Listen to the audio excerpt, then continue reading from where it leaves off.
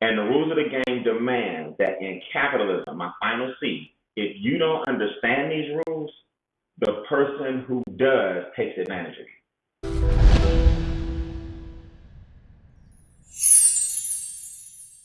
They say if it doesn't hurt, you're not stretching.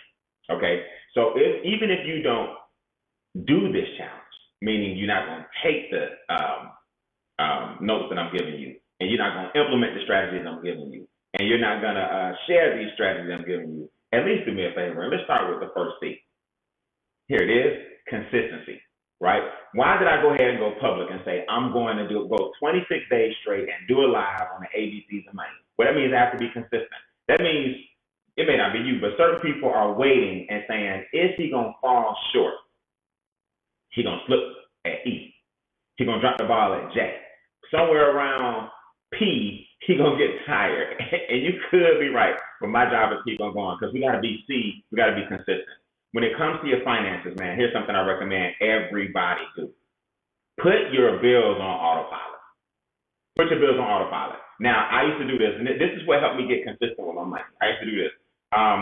Make sure that I had the money before I paid the bill, and then I would get a whole bunch of late fees because I would forget to pay the bill. The minute I decided to put my bills on autopilot, I developed some consistency with my finances. In other words, when I was broke as a joke, I started with something as small as the trash bill. The trash bill came every 4 months. So I knew that maybe I would have $28 every 4 months. So I put the trash bill on autopilot. Then what I realized is that's one less bill I had to worry about. Consistency. And then the next thing you know, I put my cell phone bill on autopilot. I put my internet bill on autopilot.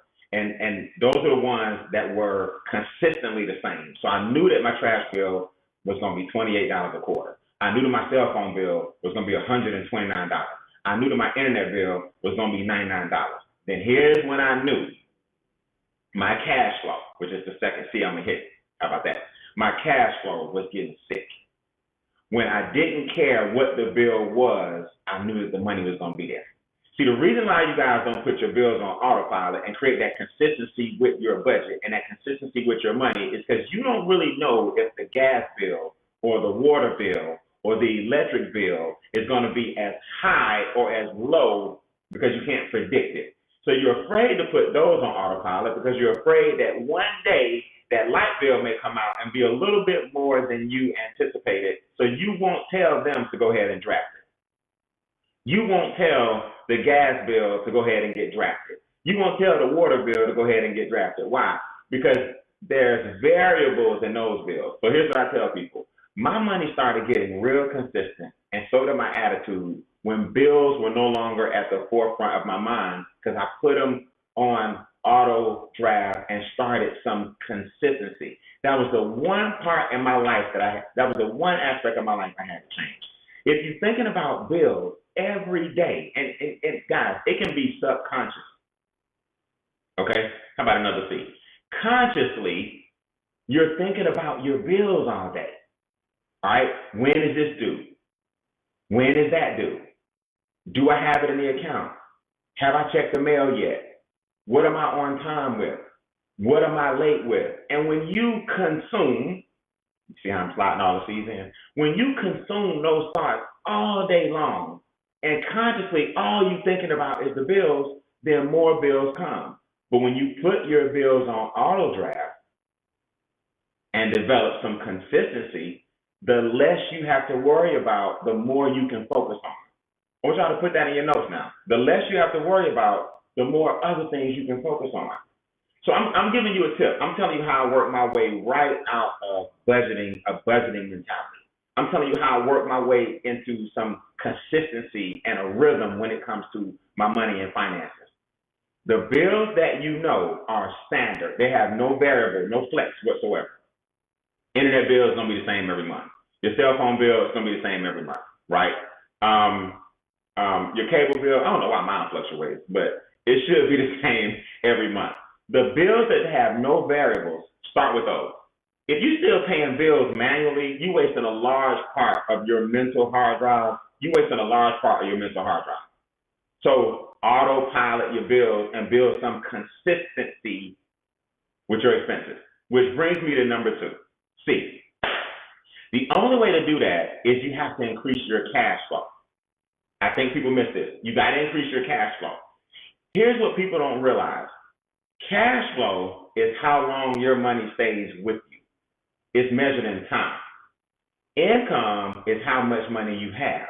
It's measured in dollars. Most people confuse cash flow and income. You cannot confuse the two. There's a huge difference. Let me give you an analogy, just for your notes' sake. Cash flow is measured in time. Put that in your notes, in the comments for me. Cash flow equals time. Cash flow equals time.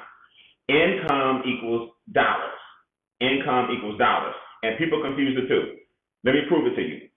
If you make $1 million a year, your income is sky high. You have great income. But if your bills are $2 million, your cash flow is -6. Now people say, Brian, what do you mean by -6? Well, remember I told you, cash flow is a time measurement. So -6 means you are -6 months.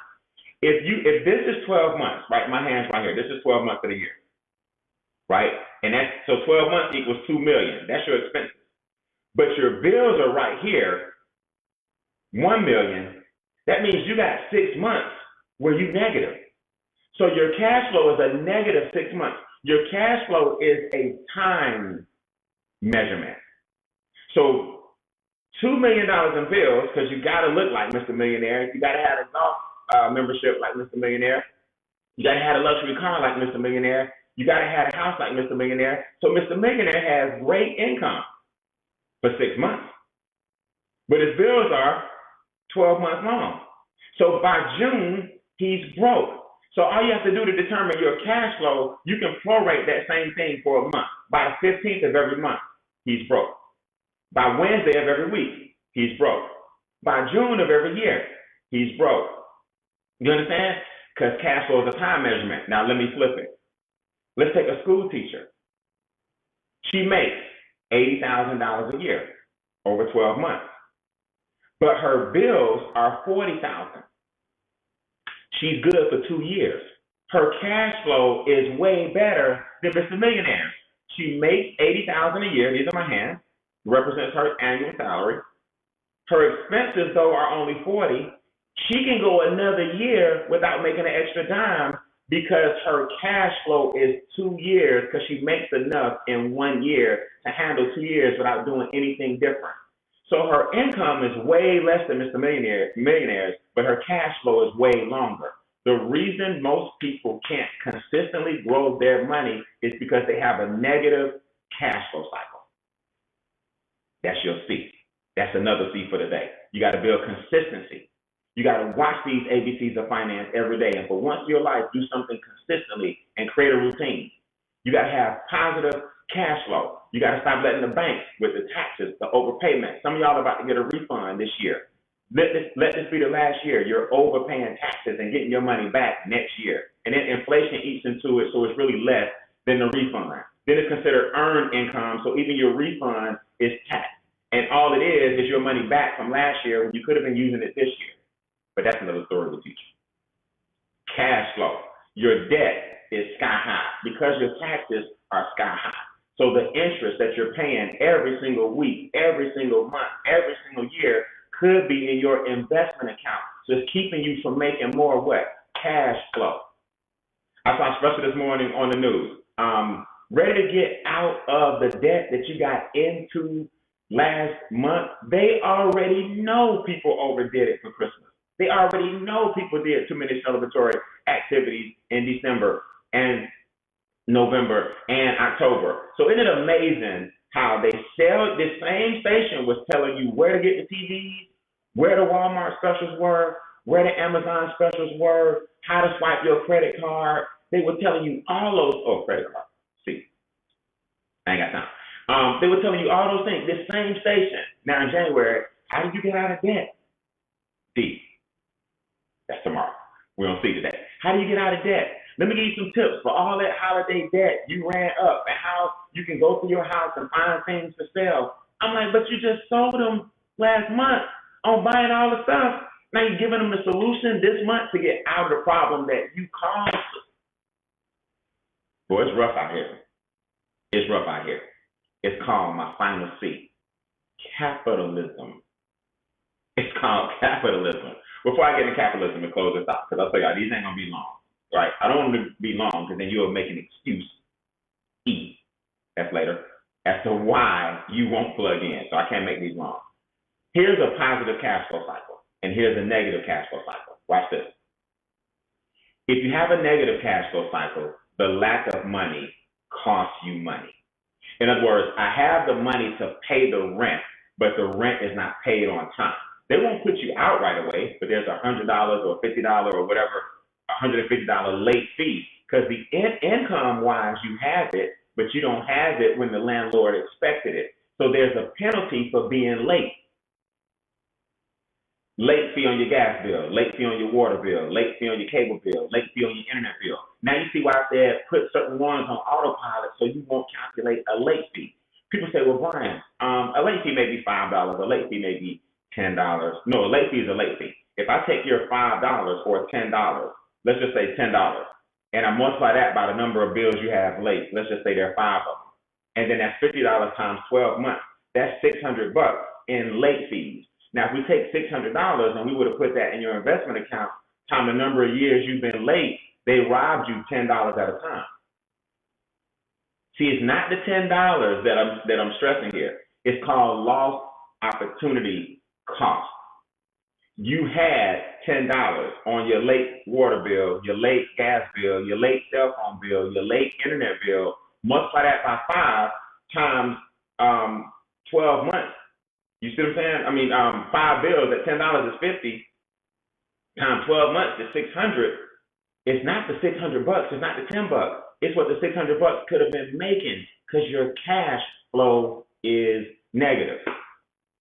Let this be the last year you have a negative cash flow cycle. If the lack of money costs you money, your cash flow cycle is negative. When the abundance of money saves you money, your cash flow cycle is positive. For example, if you go to Costco or Sam's or BJ's and you get things wholesale, you don't need all this ketchup today. You don't need all these paper towels today. You don't need all this Lysol today. You don't need all this toilet tissue today. But you went ahead and got it in bulk. Why? Because over time, wholesale saves you money. So you don't have to go back to the store for a while. And over time, you're not buying individual rolls of paper towels and you getting 12 of them, 24 of them, saved you money. What does that mean? Your abundance of money saves you some money. Your lack of money in capitalism costs you money. I'll be honest, it's true. If you go to my YouTube channel, at Brian N. Beane, right? And on my podcast too, I'm going to drop this knowledge once a week for you guys, right? Make sure you guys go subscribe to the Instincts PONDCast on Apple and Spotify and Amazon and Google, everywhere you watch and listen. Go subscribe because I'm gonna go over I have a whole section called Nothing But Money where I talk about the rules of capitalism. And I talk about on my YouTube channel, stop getting robbed by ink pens.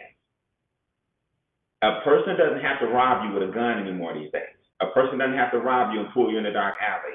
Some of the biggest robbers are doing it with an ink pen. They rob you of low interest rates. They rob you by putting you in a ton of debt when you're right out of college. They rob you by turning you into a renter instead of a landlord. You understand? They rob you by having you thinking that the stores and the specials are more important than your future and your investment. They rob you 5 times before the age of 25. Go look at that video. Stop getting robbed by ink pens. It is true. Richer get more rich, and the wealth and the poor become more poor over time because of capitalism. Those are just the rules of the game. And the rules of the game demand that in capitalism, my final C, if you don't understand these rules, the person who does takes advantage of you. So my ABCs, today is day 3. You can go back on my timeline, right? Or the person who shared this video with you, go back on their timeline and look at B and look at A. Because we're going 26 days straight, A to Z. So you guys can take advantage of this education and also take advantage of the special that we're running this month. Very, very powerful. And also take advantage of your habit of consistency so you can start 2022 off where you need to be, and that's ahead of everybody else. So I hope you guys continue, another C, to follow these ABCs all the way to Z. Build consistency by putting your bills on autopilot so you won't have to consciously think about them every single month. Go create a positive cash flow for yourself by lowering your taxes, lowering your debt, lowering your expenses. And remember, capitalism demands that if you don't have a positive cash flow, they take advantage of the fact that you are negative, right? I hope you guys enjoyed this information. I will be on D tomorrow. Share this link with everybody out there. I'll see you guys on my Instincts PONDCast, and I'll see you guys on the beaches of the world if you take advantage of the ABCs of money. All right, you guys enjoy your day. We share.